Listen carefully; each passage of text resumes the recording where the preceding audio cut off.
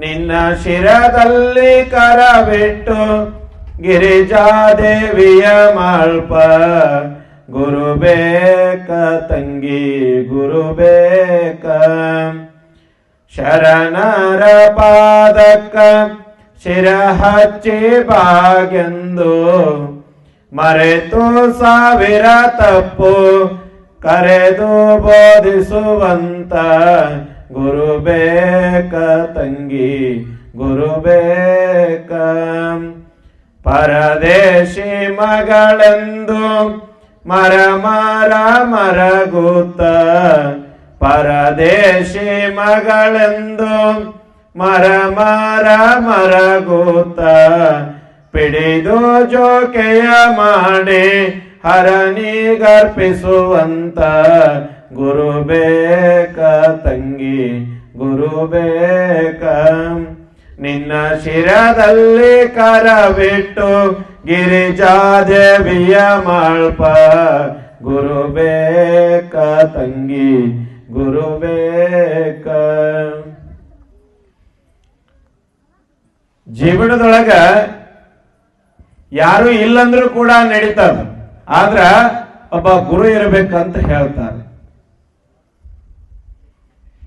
ಜೀವನದೊಳಗೆ ಯಾರು ಇಲ್ಲಂದ್ರೂ ಕೂಡ ನಡೀತದ, ಆದ್ರೂ ಒಬ್ಬ ಗುರು ಇರ್ಬೇಕಂತ ಹೇಳ್ತಾರ. ಯಾಕ? ಮುಂದ ಗುರಿ ಇರ್ತದ.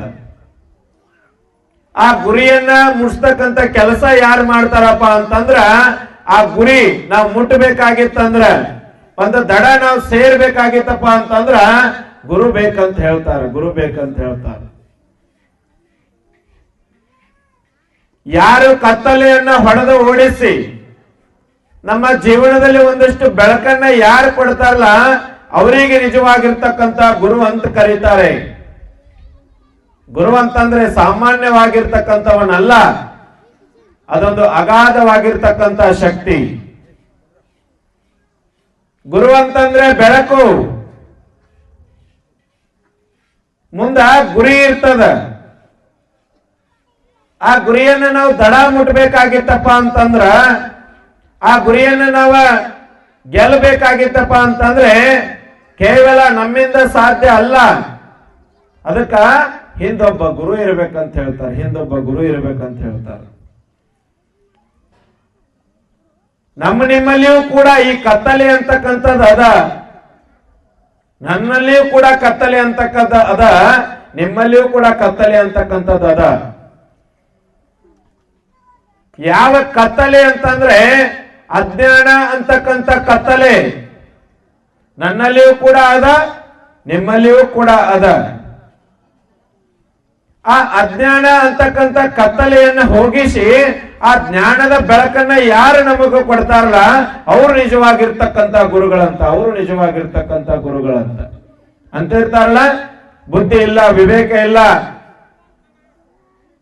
ಅನ್ನುವಂತ ಕತ್ತಲೆಯನ್ನ ಯಾರು ಹೋಗಲಾಡಿಸಿ ಆ ಜ್ಞಾನದ ಒಂದು ಬೆಳಕಿನೊಳಗೆ ಯಾರು ನಮ್ಮನ್ನ ನಡೆಸ್ಕೊಂಡು ಹೋಗ್ತಾರಲ್ಲ, ಅವರಿಗೆ ಗುರು ಅಂತ ಕರೀತಾರ. ತಂಗಿ ಮಾವನ ಜೊತೆ ಹಿಂಗಿರಬೇಕು, ಅತಿಯ ಜೊತೆ ಹಿಂಗಿರಬೇಕು, ನೆಗಾಣಿ ಜೊತೆ ಹಿಂಗಿರಬೇಕು, ಗುರು ಹಿರಿಯರ ಜೊತೆ ಹಿಂಗಿರಬೇಕು, ಸಮಾಜದೊಳಗ ಹಿಂಗೆಲ್ಲ ಇರಬೇಕು ಅಂತ ತಿಳ್ಕೊಂಡು ಯಾರ ತಿಳುವಳಿಕೆಯನ್ನ ಹೇಳ್ತಾರಲ್ಲ, ಅವ್ರ ತಿಳುವಳಿಕೆಯನ್ನ ಹೇಳ್ತಕ್ಕಂತ ಗುರುಗಳು ಇಂಥ ಗುರುಗಳು ಇರಬೇಕು ಅಂತ ಹೇಳ್ತಾರೆ ಜಗತ್ತಿನೊಳಗ.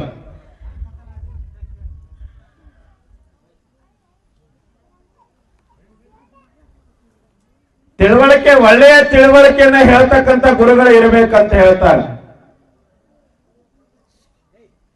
ಗುರುವಿನ ಜೊತೆ, ಹಿರಿಯರ ಜೊತೆ ಸಮಾಜದೊಳಗ ಹೆಂಗ್ ಬಾಳ್ಬೇಕು, ಬದುಕಬೇಕು,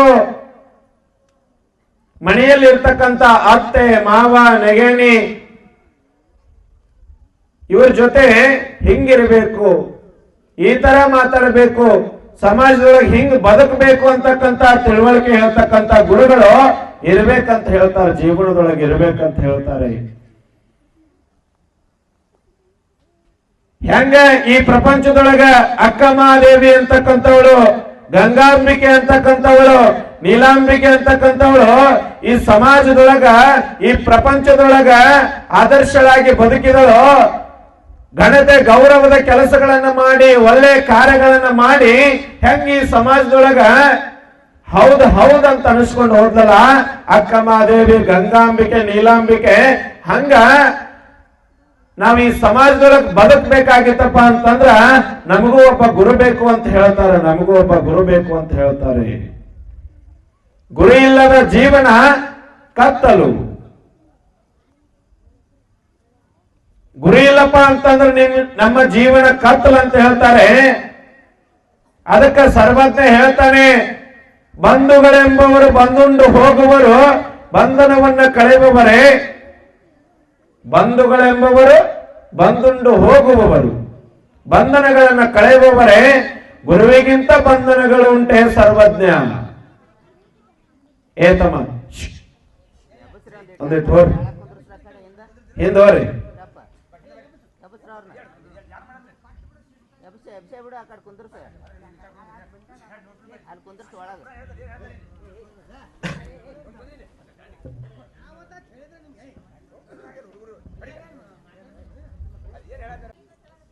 ಜೀವನದೊಳಗ ಗುರು ಬೇಕಂತ ಹೇಳಕತ್ತಿದ್ದೆ.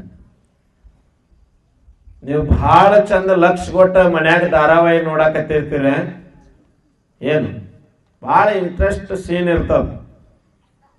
ಇನ್ನೇನ ಸೊಸಿ ಇದ್ದಾಕಿ ಅತ್ತಿಗೆ ಒಂದಿಷ್ಟ ಕೈಯಾಗ ಚಾಕು ಹಿಡಿದು ಇನ್ನೇನು ಅತ್ತಿ ಬೆನ್ನಿಗೆ ಹಾಕ್ಬೇಕ ಅನ್ನೋರಷ್ಟಿಗೆ ಲೈಟ್ ಹೋತಪ್ಪ ಅಂತಂದ್ರ ಆ ಕೇಳಿ ನಾವು ನಿಮ್ ಬಾಯಾಗ ಏನು ಉಳಿಯಂಗಿಲ್ಲ. ಜಿಟ್ಟ್ಯಾನು ಅಕ್ಕನ, ಬಾಡ್ಯಾನು ಅಕ್ಕನ, ಮುಲ್ಲಾನು ಅಕ್ಕನ, ಮುಡ್ದಾರ್ನು ಅಕ್ಕನ, ಎಲ್ಲ ಅಕ್ಕ ನಿಮ್ ಬಾಯಾಗ. ಈಗ ನಾ ಏನಾಗ್ಲಿ ನಿಮಗ?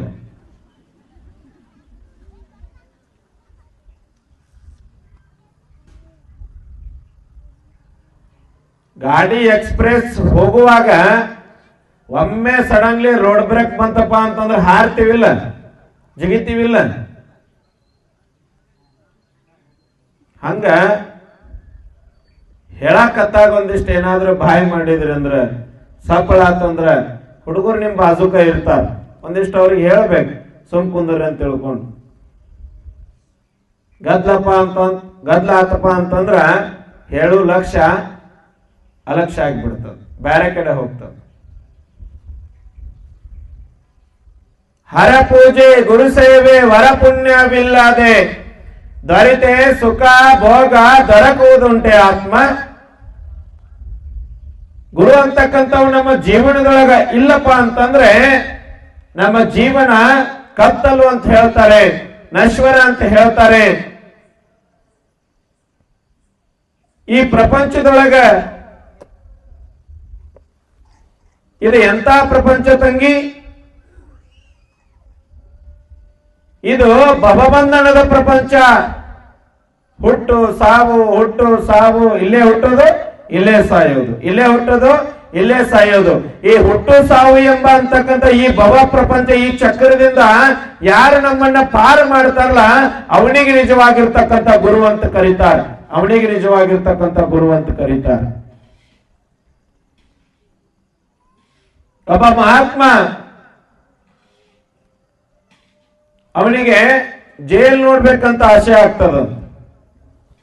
ಜೈಲ್ ಅಂದ್ರೆ ಗೊತ್ತಾತಲ್ಲ, ಅಪರಾಧಿಗಳು ಇರ್ತಕ್ಕಂಥದ್ದು ಜೈಲ್ ಅಂತಾರ. ಮಹಾತ್ಮನಿಗೆ ಜೈಲ್ ನೋಡ್ಬೇಕಂತ ಆಸೆ ಆತಂತ ಜೈಲ್ರಿಗೆ ಹೋಗಿ ಕೇಳ್ತಾನೆ, ಇಲ್ಲಪ್ಪ ನಾ ಒಳಗೆ ಎಲ್ಲಾ ನೋಡ್ಬೇಕಾಗ್ಯದ, ಜೈಲನ್ನ ನಾ ವೀಕ್ಷಣೆ ಮಾಡ್ಬೇಕಾಗ್ಯದ, ಅದಕ್ಕೆ ನಾ ಒಳಗೆ ಹೋಗ್ಬೇಕಂತ ತಿಳ್ಕೊಂಡು. ಜೈಲರ್ ಹೇಳ್ತಾನೆ, ಬ್ಯಾಡ್ರಪ್ಪ ನಿಮ್ಮಂತರ ಹೋಗೋ ಜಾಗ ಅಲ್ಲಿದು, ಇಲ್ಲಿ ಕ್ರೂರಿಗಳು ಇರ್ತಾರ, ಪಾಪಿಗಳು ಇರ್ತಾರ, ಅಪರಾಧಿಗಳು ಇರ್ತಾರ, ಕೈದಿಗಳು ಇರ್ತಾರ, ಇಲ್ಲಿ ನೀವು ಹೋಗ್ತಕ್ಕಂಥ ಜಾಗ ಅಲ್ಲಿದೆ ಅಂತ ತಿಳ್ಕೊಂಡು ಹೇಳ್ತಾನೆ ಜೈಲರ್. ಮಹಾತ್ಮರು ಹೇಳ್ತಾರ, ಅಲ್ಲಿ ಏನಾರ ಇರ್ಲಿ ನಾ ಒಂದಿಷ್ಟು ಒಳಗೆ ಹೋಗಿ ಬರ್ತೀನಿ ಅಂತ ತಿಳ್ಕೊಂಡು ಚಾವಿ ತೆಗೆದು ಒಳಗೆ ಹೋಗ್ತಾರ. ಆ ಒಳಗೆ ಹೋಗಿ ನೋಡ್ತಾರ, ಮಠ ಮಠ ಮಧ್ಯಾಹ್ನ ಬಿಸಿಲ, ಶಕಿ, ಮೈಯಾಗ ಹಂಗ ಬೆವರು ಬರಾಕತ್ತಿರ್ತೈತಿ. ಫ್ಯಾನ್ ಇರಂಗಿಲ್ಲ, ಗಾಳಿ ಇರಂಗಿಲ್ಲ, ಏನು ಇರಂಗಿಲ್ಲ.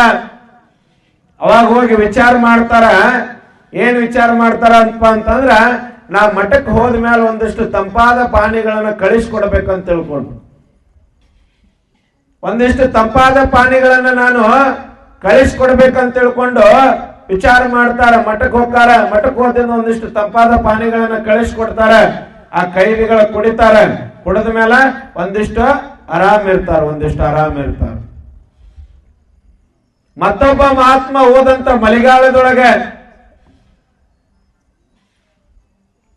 ಆ ಜೈಲನ್ನ ನೋಡಾಕ ಮತ್ತೊಬ್ಬ ಮಹಾತ್ಮ ಹೋದಂತ ಮಳೆಗಾಲದಾಗ, ಅವಾಗ ಆ ಮಳೆಗೆ ಆ ಕಟ್ಟಡ ಸೋರ್ತಿತ್ತಂತ. ಆ ಕಟ್ಟಡ ಸೋರ್ತಿತ್ತಂತ.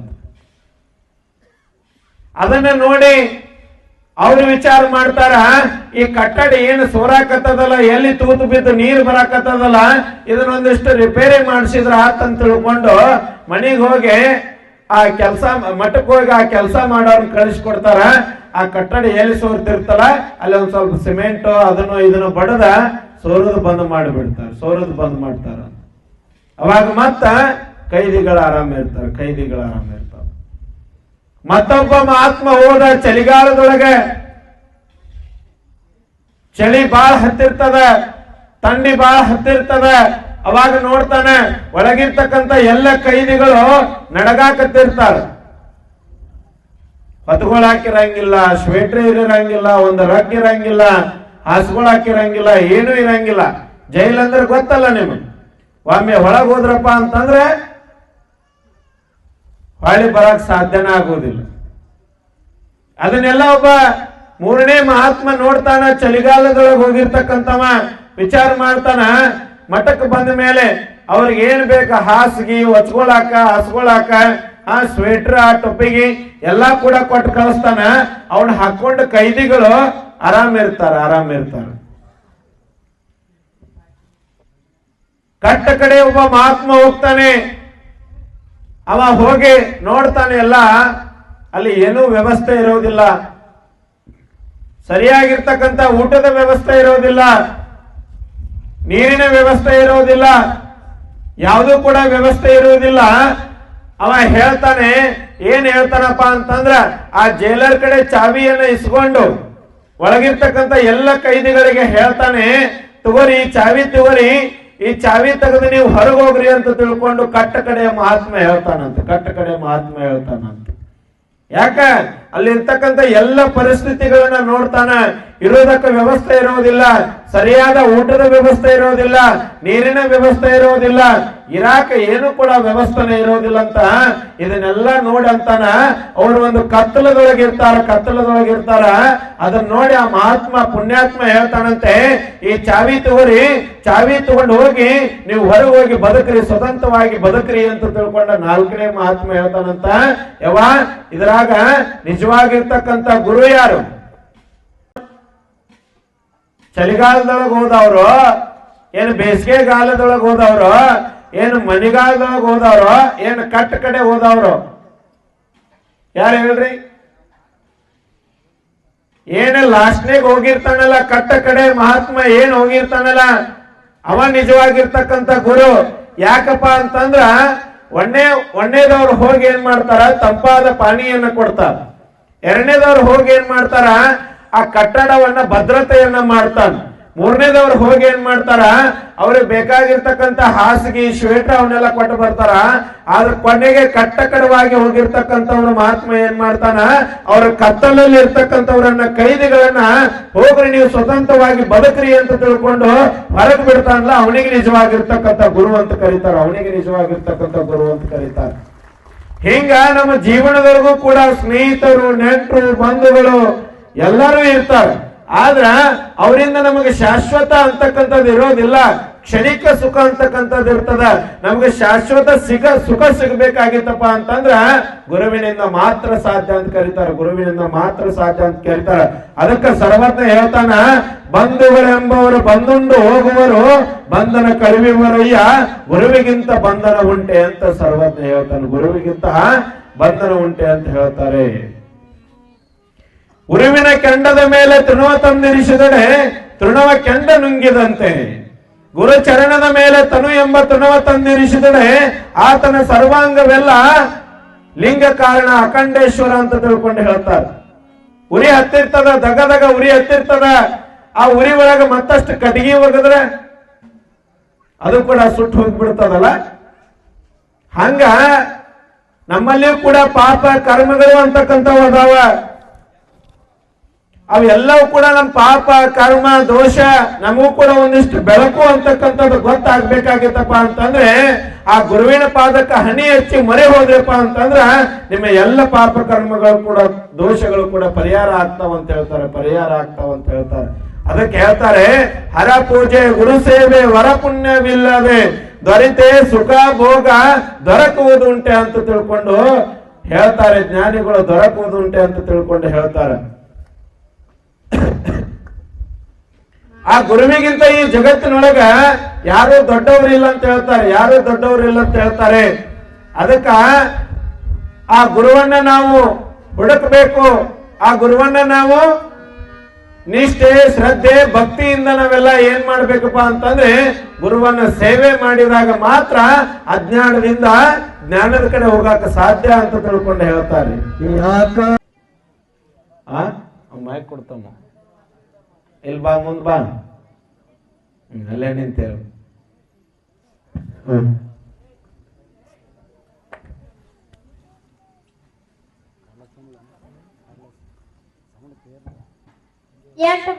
ಎಂಟು ಮಂದಿ ಗೆಳೆಯರ ಬಗ್ಗೆ ಬಂದಿತ್ರಿ. ಮತ್ತ ಬಸವಣ್ಣ ಅವರು ಮನಿ ಮುಂದ ಇದು ಒಂದ್ 10-15 ತ್ಯಾಗ ತೆಗ್ದಿದ್ರಿ, ಅದ್ರ ಬಗ್ಗೆ ಬಂದಿತ್ರಿ. ಮತ್ತ ಅಷ್ಟ ಇಷ್ಟ ಅವನ್ ಕುಸಿಗೆ ಒಂದ್ ಜೋರಾದ ಚಪ್ಪಾಳೆ ಅನ್ನತ್ತೆ ನೋಡ್ರಿ, ಎಷ್ಟು ಚಂದ ಹೇಳ್ತಾರೆ.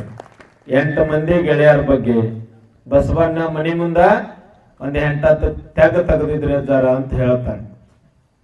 ನಮ್ ತಾಯಂದ್ರ ಯಾರು ಹೇಳ್ತಾರೆ? ಯಾರು ಹೇಳ್ತಾರವ?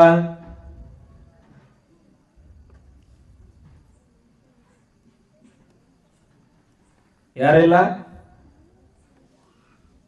ಮಾನವ ಜನ್ಮ ಅಂತಂದ್ರ ಮರವಿನ ಜನ್ಮ ಅಂತಿದೆ. ಯಾವ ಜನ್ಮ? ಮರವಿನ ಜನ್ಮ ಅಂತ. ಟೈಮ್ ಬಾಳ ಆಗ್ಯದ ಇವತ್ತ, ನೇರ ವಿಚಾರಕ್ಕೆ ಬರ್ತೀನಿ. ನಾಳೆಗೆ ಹೇಳ್ತೀನಿ ಮರವಿನ ಜನ್ಮದ ಬಗ್ಗೆ. ಆ ಒಂದು ಬಾಗೇವಾಡಿ ಒಳಗ ಆ ಮಾದರಸ ಮಾದಲಾಂಬಿಕೆ ಅಂತಕ್ಕಂಥ ಬಸವಣ್ಣನ ತಂದೆ ತಾಯಿಗಳು ಆ ಬಸವಣ್ಣನಿಗೆ ಒಳ್ಳೆ ರೀತಿಯಾಗಿರ್ತಕ್ಕಂಥ ಸಂಸ್ಕಾರವನ್ನ ಕೊಡ್ತಾ ಪ್ರತಿನಿತ್ಯಲೂ ಕೂಡ ಶಿವಪೂಜೆ ಆಗಲೇಬೇಕು, ಹಣೆಗೆ ಭಸ್ಮವನ್ನ ಧರಿಸಲೇಬೇಕು. ಒಂದು ದಿವಸ ತಂದೆ ಮನಿ ಒಳಗ ಜಗಲಿ ಮ್ಯಾಲ 10 ದೇವರುಗಳನ್ನ ಇಟ್ಟುಕೊಂಡು ಪೂಜೆ ಮಾಡ್ತಿರ್ತಾನ. ಅದನ್ನ ಬಸವಣ್ಣ ನೋಡ್ತಾನ, ಬಾಲಕ ಬಸವಣ್ಣ. ಅದನ್ನ ನೋಡಿ ತಾನು ಕೂಡ ಮನಿ ಮುಂದ ಒಂದಿಷ್ಟು ತೆಗ್ಗುಗಳನ್ನ ತೆಗಿತಾನ. ಸಣ್ಣ ತೆಗ್ಗುಗಳನ್ನ ತೆಗೆದು ಆಟ ಆಡ್ತಿರ್ತಾನ. ಹೊರಗಿರ್ತಕ್ಕಂತ ಆ ತುಳಸಿ ಗಿಡದ ಪೂಜೆಯನ್ನ ಮಾಡ್ಬೇಕಂತ ತಿಳ್ಕೊಂಡು ಮಾದರಸ ಹೊರಗೆ ಬರ್ತಾನ. ಅವಾಗ ನೋಡ್ತಾನ, ಏ ಬಸವ ಏನ್ ಮಾಡಾಕತ್ತೀಯೋ? ಅಪ್ಪನ ಬಾವಿ ತೆಗಿಯಾಕತ್ತೀನಿ, ನೀರ್ ಬರ್ತಾವಿಲ್ಲ ನೋಡಾಕತ್ತೀನಿ. ಏ ಹೊತ್ತ ಸಣ್ಣ ತೆಗ್ಗು ತೆಗೆದ್ರೆ ನೀರ್ ಬರ್ತಾವೇನು?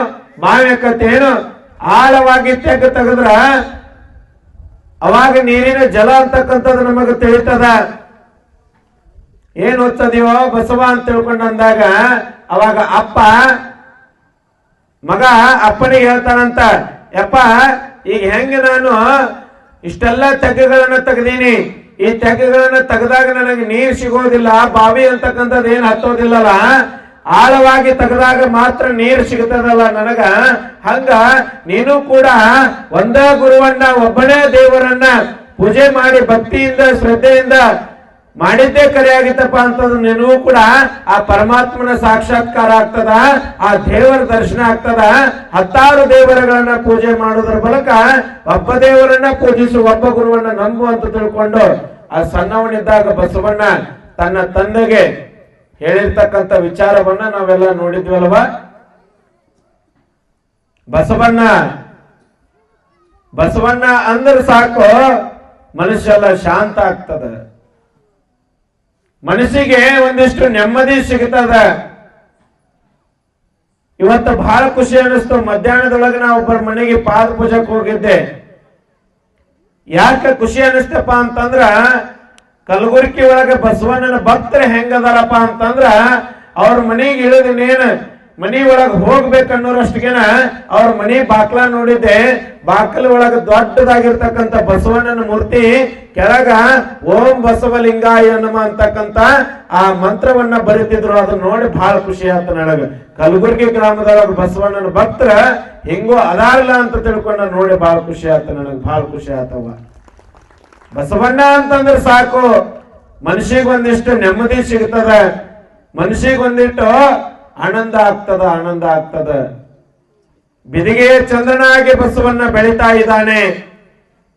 ಶಾಲೆಗೆ ಹೋಗ್ತಾನೆ. ಅವನಿಗೆ 6 ವರ್ಷ ಇದ್ದಾಗ ಅಕ್ಷರಾಭ್ಯಾಸವನ್ನ ಮಾಡ್ತಾರೆ.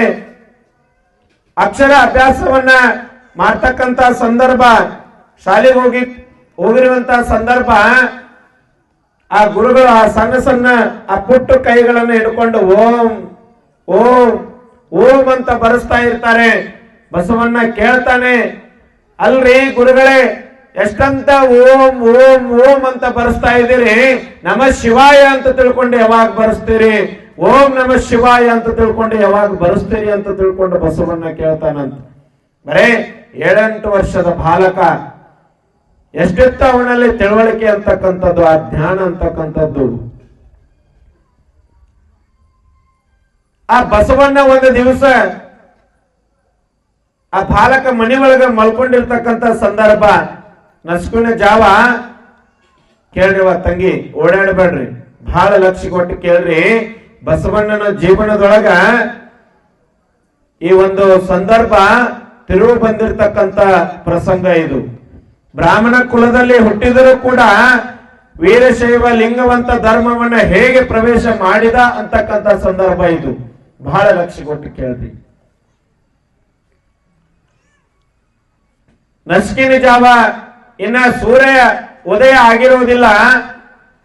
ಯಾರೋ ಒಬ್ಬರು ಬಂದು ಬಸವಣ್ಣನಿಗೆ ಎಬಸ್ತಾರ, ಏಳೋ ಬಸವ ಏಳೋ ಬಸವ ಏಳು ಅಂತ ತಿಳ್ಕೊಂಡು. ಬಸವಣ್ಣ ಎದ್ದ ನೋಡ್ತಾನೆ, ಮಣಿ ತುಂಬ ಎಲ್ಲ ಮಂದಿ ಸೇರಿರ್ತದ, ವಿಪ್ರರು ಬಂದಿರ್ತಾರ. ಆ ಬ್ರಾಹ್ಮಣರು 16 ಜನ ಬ್ರಾಹ್ಮಣರು ಇರ್ತಾರೆ. ಇವ್ರನ್ನೆಲ್ಲ ನೋಡಿ ಬಸವಣ್ಣ ಏನಿದು, ಏನು ನಡೀತಾ ಇದೆ ಅಂತ ತಿಳ್ಕೊಂಡು ಕೇಳಿದಾಗ, ಹೋಗೋ ಜಲ್ದಿ ಜಲ್ದಿ ಚೌರ ಮಾಡಿಸ್ಕೊಂಬರೇಗು, ಕಟಿಂಗ್ ಮಾಡಿಸ್ಕೊಂಬರೇಗು, ನಿನಗ ಉಪನಯನ ಅಂತಕ್ಕಂಥದನ್ನ ಮಾಡ್ಬೇಕಾಗ್ಯದ, ಹೋಗಂತ ತಿಳ್ಕೊಂಡು ಅಂದಾಗ, ಉಪನಯನ ಅಂದ್ರೆ ಏನು ಅಂತ ತಿಳ್ಕೊಂಡು ತನ್ನ ತಂದೆಯ ಮಾದರಸನ ಹತ್ರ ಹೋಗ್ತಾನೆ ಬಾಲಕ ಬಸವಣ್ಣ.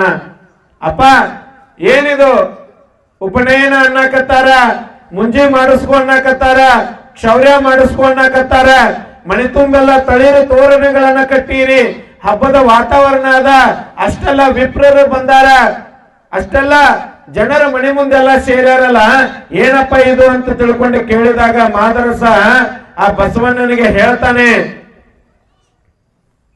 ನೀನು ಶೈವ ಬ್ರಾಹ್ಮಣದ ಕುಲದೊಳಗ ಹುಟ್ಟಿದ್ರು ಕೂಡ, ಬ್ರಾಹ್ಮಣ ಹೊಟ್ಟೆ ಒಳಗ ಆ ಕುಲದೊಳಗ ಹುಟ್ಟಿದ್ರು ಕೂಡ ನಿನಗ ಬ್ರಾಹ್ಮಣ ಅಂತ ಕರೆಯೋದಿಲ್ಲ. ಅದಕ್ಕ ಬ್ರಾಹ್ಮಣ ಅಂತ ಕರಿಬೇಕಾಗಿತ್ತಪ್ಪ ಅಂತಂದ್ರೆ ಅದರದೇ ಆಗಿರ್ತಕ್ಕಂಥ ಸಂಸ್ಕಾರಗಳದಾವ, ಅದರದೇ ಆಗಿರ್ತಕ್ಕಂಥ ಪದ್ಧತಿಗಳದಾವ, ಅದರದೇ ಆಗಿರ್ತಕ್ಕಂಥ ನಿಯಮಗಳದಾವ. ವಿಶೇಷವಾಗಿರ್ತಕ್ಕಂಥ ಸಂಸ್ಕಾರವನ್ನ ಕೊಟ್ಟಾಗ ಮಾತ್ರ ನೀನು ಬ್ರಾಹ್ಮಣ ಕುಲದೊಳಗ ಬರ್ತಿ ಅಂತ ತಿಳ್ಕೊಂಡು ಮಾದರಸ ಬಸವಣ್ಣನಿಗೆ ಹೇಳ್ತಾನೆ, ಹೋಗೋ ಮುಂಜಿ ಮಾಡೋರು ಬಂದಾರ, ಕ್ಷೌರಿಕ ಬಂದಾನ, ತಲೆಯನ್ನ ಬೋಳಿಸ್ಕೊಂಡು ಅಭ್ಯಂಜನದಿಂದ ಸ್ನಾನವನ್ನ ಮಾಡಿ ಬರೋಗಂತ ತಿಳ್ಕೊಂಡು ಹೇಳ್ತಾನೆ. ಮಾದರಸ ಬಸವಣ್ಣನಿಗೆ ಹೇಳ್ತಾನೆ. ಬಸವಣ್ಣ ತನ್ನ ತಂದೆಗೆ ಹೇಳ್ತಾನೆ, ಅಪ್ಪ ನಾನು ಹುಟ್ಟಿದ ದಿವಸವೇ ಅಂಗವಿಡಿದು ಲಿಂಗ ಕೊಟ್ಟಾನ, ಕೂಡಲ ಸಂಗಮನಾಥ ಅವನ ಪರುಷ ಹಸ್ತದಿಂದಲೇ ನನಗ ವಿಭೂತಿಯನ್ನ ದರ್ಶನ, ಲಿಂಗ ಕೊಟ್ಟಾನ, ಪಂಚಾಕ್ಷರಿ ಮಂತ್ರವನ್ನ ಹೇಳ್ಯಾನ ಕಿವಿ ಒಳಗ. ಆ ಪರಮಾತ್ಮನೇ ಬಂದ ಸಂಸ್ಕಾರವನ್ನ ಕೊಟ್ಟು ನನ್ನ ಕೊರಳೊಳಗೆ ಲಿಂಗವನ್ನ ಕೊಟ್ಟು ಹೋಗ್ಯಾನಪ್ಪ ಅಂತಂದ್ರ ಈ ಸಂಸ್ಕಾರ ನನಗೆ ಯಾಕೆ ಬೇಕು ಅಂತ ತಿಳ್ಕೊಂಡು ಬಸವಣ್ಣ ಕೇಳ್ತಾನೆ ತನ್ನ ತಂದೆಗೆ. ಅವಾಗ ಮಾದರಸ ಹೇಳ್ತಾನೆ, ನೋಡಪ್ಪ, ಬ್ರಾಹ್ಮಣ ಕುಲದೊಳಗೆ ಇದು ಕಡ್ಡಾಯ. ಈ ಸಂಸ್ಕಾರ ಅಂತಕ್ಕಂಥದ್ದು, ಈ ಪದ್ಧತಿ ಅಂತಕ್ಕಂಥದ್ದು ಇದು ಕಡ್ಡಾಯವಾಗಿರ್ತಕ್ಕಂಥದ್ದು ಅದ. ಅಂದ್ರೆ ನಾ ಇದನ್ನ ತಗೊಳ್ಳೇಬೇಕೇನೋ? ಹೌದು, ನೀ ತಗೋಬೇಕು. ಇಲ್ಲ, ನಾನು ಹುಟ್ಟಿದ ದಿವಸವೇ ಆ ಕೂಡಲ ಸಂಗಮದಿಂದ ಸಂಗಮನಾಥ ಬಂದು ನನಗ ಸಂಸ್ಕಾರವನ್ನ ಕೊಟ್ಟು ಹೋಗ್ಯಾನ, ಲಿಂಗ ಕಟ್ಟಿ ಹೋಗ್ಯಾನ, ವಿಭೂತಿಯನ್ನ ಧರಿಸಿ ಹೋಗ್ಯಾನ, ಪ್ರಣವ ಪಂಚಾಕ್ಷರಿ ಮಂತ್ರವನ್ನ ಹೇಳೋಗ್ಯಾನ. ನನಗೆ ಈ ಸಂಸ್ಕಾರ ಯಾಕೆ ಬೇಕು, ಬ್ಯಾಡ ಅಂತ ತಿಳ್ಕೊಂಡು ಹೇಳ್ತಾನೆ ಬಾಲಕ ಬಸವಣ್ಣ. ಒಂದು ತಿಳುವಳಿಕೆ, ಎಷ್ಟೊಂದು ಅರಿವು ಅಂತಕ್ಕಂಥದ್ದನ್ನ. ಇಲ್ಲಪ್ಪ, ಇದು ನಮ್ಮ ಕುಲದೊಳಗೆ ಕಡ್ಡಾಯ, ಈ ಸಂಸ್ಕಾರ ಪದ್ಧತಿ ಅಂತಕ್ಕಂಥದ್ದನ್ನ ನೀ ತಗೋಬೇಕು ಅಂತ ತಿಳ್ಕೊಂಡು ಹೇಳಿದಾಗ, ಹಾಗಾದ್ರೆ ನನ್ನ ಅಕ್ಕನಾಗಿರ್ತಕ್ಕಂಥ ನಾಗಮ್ಮನಿಗೆ ಈ ಸಂಸ್ಕಾರ ಕೊಟ್ಟಿ ಏನು? ಮಾದರಸನಿಗೆ ಕೇಳ್ತಾನೆ, ತಂದೆಯಾಗಿರ್ತಕ್ಕಂಥ ಮಾದರಸನಿಗೆ ಕೇಳ್ತಾನೆ, ನನ್ನ ಅಕ್ಕನಾಗಿರ್ತಕ್ಕಂಥ ಅಕ್ಕ ನಾಗಮ್ಮನಿಗೆ ಈ ಸಂಸ್ಕಾರ ನೀವು ಕೊಟ್ಟಿ ಏನಂತ ತಿಳ್ಕೊಂಡು ಕೇಳಿದಾಗ ಮಾದರಸನಿಗೆ ಬಾಯೇ ಬರ್ಲಿಲ್ಲ, ಗಪ್ಪ ಆಗಿಬಿಡ್ತಾನ. ಹಾಗಿದ್ದಾಗ ನೀವ್ ಯಾಕ ಹೆಣ್ಣು ಗಂಡಿಗೆ ಭೇದ ಭಾವವನ್ನ ಮಾಡ್ತೀರಿ? ಅವಳಿಗೆ ನನಗಿಂತ ದೊಡ್ಡವಳಲ್ಲ ಅವಳು, ಅವಳಿಗೆ ನೀವು ಈ ಸಂಸ್ಕಾರವನ್ನ ಯಾಕೆ ಕೊಟ್ಟಿಲ್ಲ? ನನಗಷ್ಟೇ ಯಾಕೆ ಕೊಡಾಕತ್ತೀರಿ? ಈ ಭೇದ ಭಾವವನ್ನ ಯಾಕೆ ಮಾಡ್ತೀರಿ ಅಂತ ತಿಳ್ಕೊಂಡ ಬಸವಣ್ಣ ಅಪ್ಪನಿಗೆ ಹೇಳ್ತಿರ್ತಕ್ಕಂಥ ಸಂದರ್ಭದೊಳಗ ಅಲ್ಲಿರ್ತಕ್ಕಂಥ ಎಲ್ಲ ಬ್ರಾಹ್ಮಣರು ಹೇಳ್ತಾರೆ, ಹೇ ಬಸವಣ್ಣ, ಶೈವ ಬ್ರಾಹ್ಮಣ ಕುಲದೊಳಗ ಲಿಂಗನೂ ಹಾಕೋತಾರ, ಜನಿವಾರನು ಕೂಡ ಹಾಕೋತಾರ. ಅದಕ್ಕ ನಿನಗೆ ಉಪನಯನ ಮಾಡಕ್ ಬಂದೇವಿ, ಮಾಡಿಸ್ಕೊ ಅಂತ ತಿಳ್ಕೊಂಡು ಹೇಳ್ತಾರೆ. ಅವಾಗ ಬಸವಣ್ಣ ಹೇಳ್ತಾನ, ನಾನು ಹುಟ್ಟಿದ ದಿವಸವೇ ನನಗೆ ಪರಮಾತ್ಮ ಬಂದು ಸಂಸ್ಕಾರ ಕೊಟ್ಟು ಹೋಗ್ಯಾನ, ಈ ಸಂಸ್ಕಾರ ನನಗೆ ಬೇಡ ಅಂತ ತಿಳ್ಕೊಂಡು ಬಸವಣ್ಣ ಮಣಿಯನ್ನು ಬಿಟ್ಟು ಕೂಡಲ ಸಂಗಮಕ್ಕೆ ಹೋಗ್ತಾನೆ. ಮಣಿಯನ್ನು ಬಿಟ್ಟು ಕೂಡಲ ಸಂಗಮಕ್ಕೆ ಹೋಗ್ತಾನೆ. ಓಡೋಡಿ ಓಡೋಡಿ ಓಡೋಡಿ ಕೂಡಲ ಸಂಗಮಕ್ಕೆ ಹೋಗ್ತಾನೆ. ಆ ಸಂಗಮನಾಥನ ಬಿಗದಪ್ಪಿ ಅಳ್ತಿರ್ತಾನೆ. ಆ ಬಿಗದಪ್ಪಿ ಸಂಗಮನಾಥನಿಗೆ ಅಳ್ತಿರ್ತಾನ, ಹೇ ಸಂಗಮನಾಥ, ನಾನು ಹುಟ್ಟಿದ ದಿವಸವೇ ನೀನು ನನ್ನ ಹತ್ತಿರ ಬಂದು ನನಗೆ ನಿನ್ನ ಅಮೃತವಾಗಿರ್ತಕ್ಕಂಥ ಹಸ್ತದಿಂದ ಲಿಂಗವನ್ನ ಕೊಟ್ಟಿ ಭಸ್ಮವನ್ನ ಧರಿಸಿ ನಿನ್ನ ಶಿಷ್ಯನಾಗಿ ನನ್ನನ್ನ ಮಾಡಿಕೊಂಡಿಯಲ್ಲ ಅಂತ ತಿಳ್ಕೊಂಡು ಬಿಗದಪ್ಪಿ ಕಣ್ಣೀರನ್ನ ಹಾಕ್ತಾ ಇರ್ತಾನೆ ಬಸವಣ್ಣ. ತಂದೆ ಇಲ್ಲ, ತಾಯಿ ಇಲ್ಲ, ಬಂಧು ಇಲ್ಲ, ಗುರು ಇಲ್ಲ, ಯಾರು ಇಲ್ಲ ನನಗೆಲ್ಲವೂ ಕೂಡ ನೀನೆ. ತಂದೆನೂ ನೀನೆ, ತಾಯಿನೂ ನೀನೆ, ಬಂಧುನೂ ನೀನೆ, ಬಳಗನೂ ನೀನೆ, ಎಲ್ಲವೂ ಕೂಡ ನೀನೆ ಅಪ್ಪ ಸಂಗಮನಾಥ ಅಂತ ತಿಳ್ಕೊಂಡು ಹೇಳ್ತಾ ಆ ಸಂಗಮನಾಥನನ್ನು ಬಿಗದಪ್ಪಿ ಅಳ್ತಾ ಇರ್ತಾನೆ. ಆ ಯಾವುದೋ ಒಂದು ಅವನ ಮಸ್ತಕದ ಮೇಲೆ ಪರುಷವಾಗಿರ್ತಕ್ಕಂಥ ಆ ಪರಮ ಪವಿತ್ರವಾಗಿರ್ತಕ್ಕಂಥ ಹಸ್ತ ಆ ಬಾಲಕ ಬಸವಣ್ಣನ ಮೇಲೆ ಇಟ್ಟಂಗಾಯ್ತು, ಅವನ ತಲೆ ಮೇಲೆ ಕೈ ಇಟ್ಟಂಗಾಗಿರ್ತಕ್ಕಂಥ ಅನುಭವ. ಅವಾಗ ಬಸವಣ್ಣ ತಿರುಗಿ ನೋಡ್ತಾನೆ, ಸಂಗಮನಾಥ, ಆ ಗುರುಗಳು ಇರ್ತಾರೆ, ಸಂಗಮನಾಥರು ಇರ್ತಾರೆ. ಅಂತಾರೆ, ಬಸವ ಬಂದೇನು ಬಸವ, ನಿನ್ನ ಬರವಿಗಾಗೇ ನಾನು ಕಾಯ್ತಾ ಇದ್ದೆ, ಬಂದೆ ಬಸವ ಅಂತ ತಿಳ್ಕೊಂಡು ಆ ಬಸವಣ್ಣನ ಕೈ ಹಿಡಿದು ಹಿಂಗೆ ಎಬ್ಬಿಸ್ತಾರೆ. ಎಬ್ಬಿಸಿ ಆ ಸಂಗಮನಾಥ ಗುರುಗಳನ್ನ ನೋಡ್ತಾರ. ಅವ್ರು ನನ್ನ ತಪ್ಪಿಕೊಂಡು ಮತ್ತೆ ಅಳ್ತಾರ.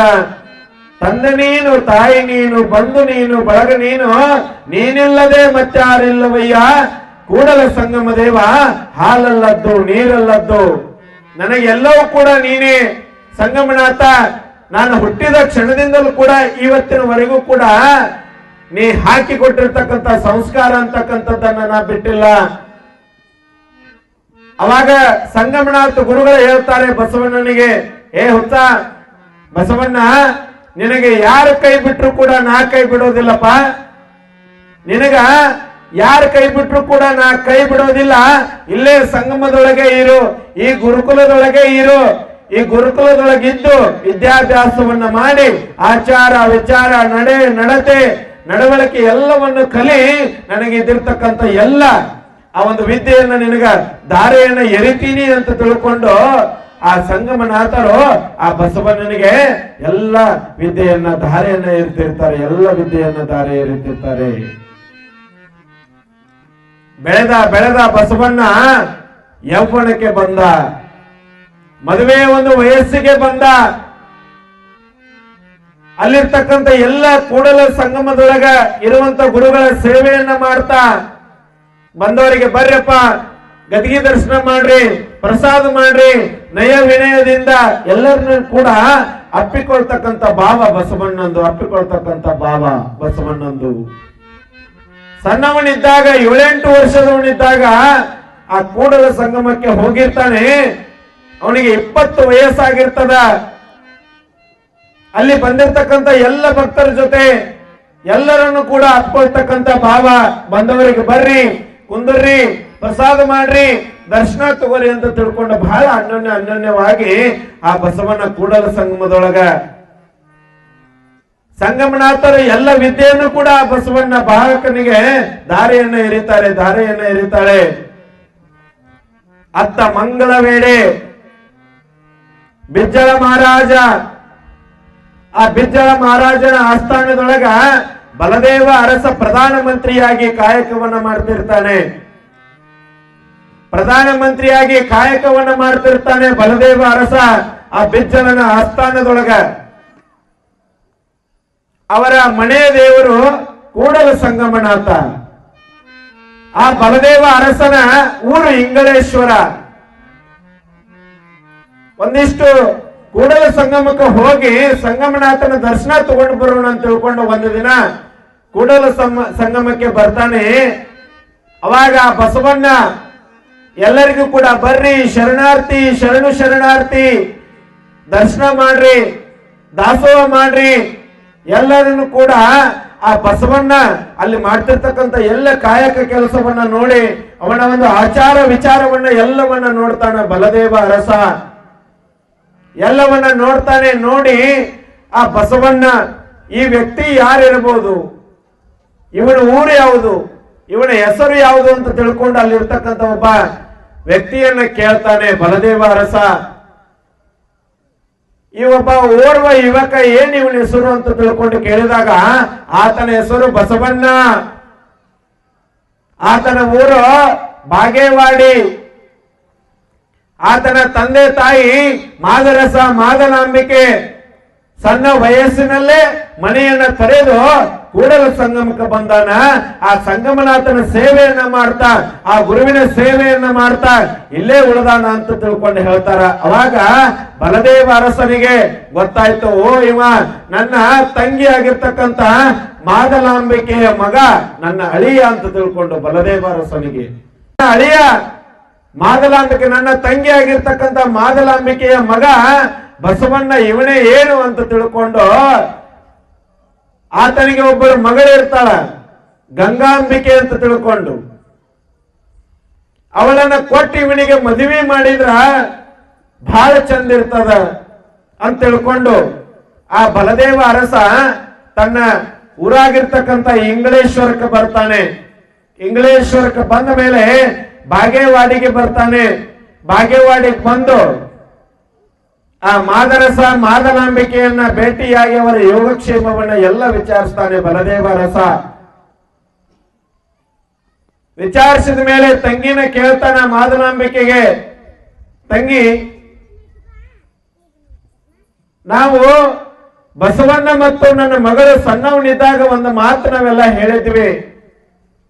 ಏನ್ ಹೇಳಿದ್ವಿ ಅಂತ ತಿಳ್ಕೊಂಡು ಕೇಳಿದಾಗ ಬಸವಣ್ಣನ ನನ್ನ ಮಗಳಿಗೆ ಕೊಟ್ಟು ಮದುವೆ ಮಾಡೋಣ ಅಂತಕ್ಕಂಥ ವಿಚಾರವನ್ನ ನಾವೆಲ್ಲ ಮಾತಾಡಿದ್ವಲ್ವಾ. ಈಗ ನಿನ್ನ ಮಗನೂ ಕೂಡ ದೊಡ್ಡವಾಗ್ಯಾನ, ನನ್ನ ಮಗಳು ಕೂಡ ದೊಡ್ಡಕ್ಕೆ ಆಗಾಳ, ಮತ್ತ ಅವರಿಬ್ರು ಮದುವೆ ಮಾಡಿದ್ರೆ ಹೆಂಗಿರ್ತೈತಿ ಅಂತ ತಿಳ್ಕೊಂಡ ಬಲದೇವ ಅರಸ ತನ್ನ ತಂಗಿಗೆ ಕೇಳ್ತಾನ. ಹೌದಣ್ಣ, ನಾವು ಮಾತಾಡಿದ್ದು ಖರೆ ಅದ. ಆದ್ರ ಬಸವಣ್ಣ 8 ವರ್ಷ ನಾವು ಇದ್ದಾಗಲೇ ಅವನಿಗೆ ಈ ನಮ್ಮ ಕುಲದ ಒಂದಿಷ್ಟು ಸಂಸ್ಕಾರ ಪದ್ಧತಿಯನ್ನ ತಗೋಪ ಅಂತ ತಿಳ್ಕೊಂಡು ಮುಂಜಿಯನ್ನ ಮಾಡಿಸ್ಕೊಂಡ್ ತಿಳ್ಕೊಂಡು ಅಂದಾಗ ಅವನಿಗೆ ಈ ನನಗೆ ಮುಂಜಿ ಬೇಡ ಅಂತ ತಿಳ್ಕೊಂಡು ಕೂಡಲ ಸಂಗಮಕ್ಕೆ ಹೋದಾವ ಇನ್ನೂ ಕೂಡ ಹೊಳ್ಳವ ಮನೆಗೆ ಬಂದಿಲ್ಲ. ಅವನ ಮುಖ ನಾವು ನೋಡಿಲ್ಲ, ನಮ್ಮ ಮುಖ ಅವ ನೋಡಿಲ್ಲ. ಅವ ಒಪ್ಪಿದ್ರೆ ಏನಾಯ್ತು, ಮದುವೆಗೆ ನಮ್ಮಿಬ್ಬರ ತಕರಾರು ಇಲ್ಲ ಅಂತ ತಿಳ್ಕೊಂಡು ತಂಗಿ ಮಹಾದಲಾಂಬಿಕೆ ಅಳ್ತಾ ಇರ್ತಾಳೆ. ಮಹಾದಲಾಂಬಿಕೆ ಅಳ್ತಾ ಇರ್ತಾಳೆ. ಕಾರಣ 8 ವಯಸ್ಸಿನವನು ಇದ್ದಾಗನೇ ಕೂಡ ತನ್ನ ತಂದೆ ತಾಯಿಯನ್ನ ಬಿಟ್ಟು ಕೂಡಲ ಸಂಗಮಕ್ಕೆ ಹೋಗಿರ್ತಾನೆ ಬಸವಣ್ಣ. ಅವರ ಹುಟ್ಟಿದ ಮೇಲೆ ಬಲದೇವಾರಸ ಮತ್ತು ಮಹಾದಲಾಂಬಿಕೆ ಅಣ್ಣ ತಂಗಿ ಇಬ್ಬರು ಕೂಡ ಮಾತನಾಡಿರ್ತಾರೆ.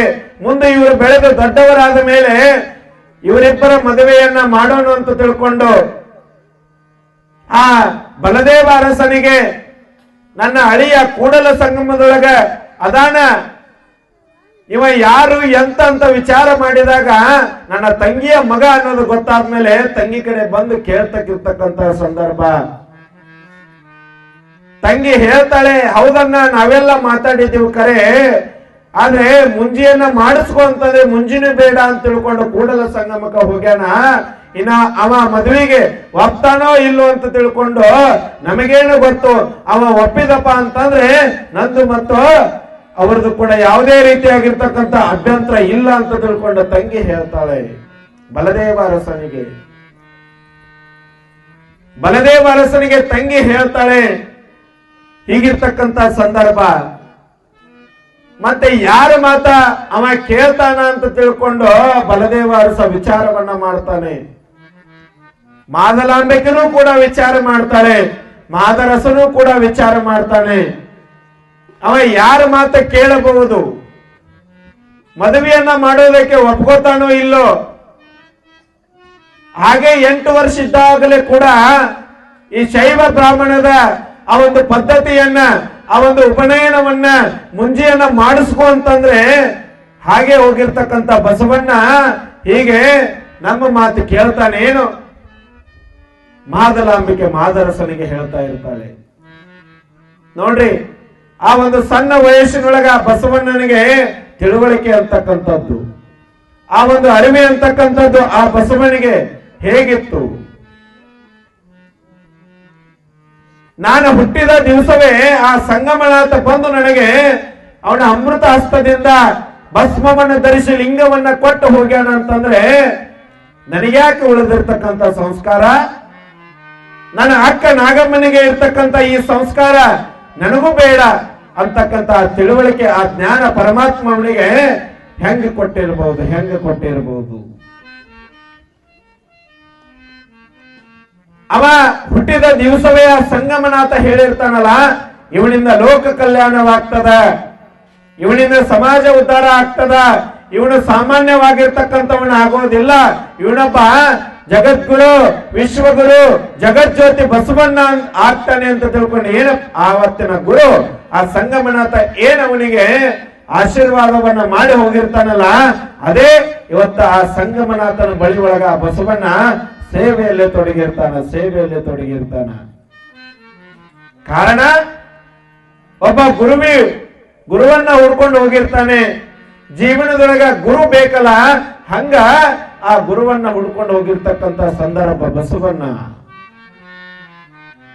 ಇತ್ತ ಮನೆ ಒಳಗ ಮಾದರಸ ಮಾದಲಾಂಬಿಕೆ ಆ ಬಸವಣ್ಣನ ಮುಖ ನೋಡಿ 16 ವರ್ಷಗಳಾದ್ರೂ ಕೂಡ ಬಸವಣ್ಣ ಒಂದು ದಿನನೂ ಕೂಡ ತಂದೆ ಮುಖ ನೋಡಕ್ ಬರ್ಲಿಲ್ಲ, ತಾಯಿ ಮುಖ ನೋಡಕ್ ಬರ್ಲಿಲ್ಲ.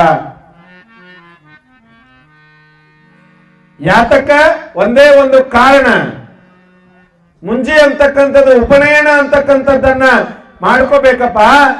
ಈ ನಮ್ಮ ಬ್ರಾಹ್ಮಣ ಕುಲದೊಳಗೆ ಇದೊಂದು ಪದ್ಧತಿ ಅದ, ಇದೊಂದು ಸಂಸ್ಕಾರ ಅಂತಕ್ಕಂಥದ್ದದ, ಇದನ್ನ ಕಡ್ಡಾಯವಾಗಿ ಮಾಡಬೇಕು ಅಂತ ತಿಳ್ಕೊಂಡಾಗ ಬಹಳಷ್ಟು ಜನ 16 ಜನ ಆ ಬ್ರಾಹ್ಮಣರು ತಳಿರ ತೋರಣಗಳನ್ನ ಕಟ್ಟಿರ್ತಾರ, ಶೃಂಗಾರ ಮಾಡಿರ್ತಾರ. ಇದೆಲ್ಲ ಮಾಡಿ ತಯಾರು ಮಾಡಿ ಇನ್ನೇನ್ ಮಾಡ್ಬೇಕನ್ನೋರಷ್ಟುಗಳನ್ನ ಆ ಬಸವಣ್ಣ ಆ ಕೂಡಲ ಸಂಗಮನಾಥನ ಹತ್ರ ಓಡೋಡಿ ಹೋಗ್ಬಿಟ್ಟ. ಇನ್ನು ಮದುವೆಗೆ ಒಪ್ಪುಗೊತ್ತಾನ ಇಲ್ಲೋ ಅಂತಕ್ಕಂಥ ವಿಚಾರ ಆ ಮಾದರಸ, ಆ ಮಾದರಾಂಬಿಕೆ, ಆ ಬಲದೇವ ಅರಸನಿಗೆ ಇತ್ತು ಅಂತಕ್ಕಂಥ ವಿಚಾರ ಯಾರ ಹತ್ರ ಮದುವೆ ವಿಚಾರ ಮಾತಾಡಿದ್ರೆ ಅವ ಮದುವೆಗೆ ಹೂ ಅಂತಾನ ಅಂತಕ್ಕಂಥ ವಿಚಾರವನ್ನ ನಾಳೆ ದಿವಸ ನೋಡೋಣ.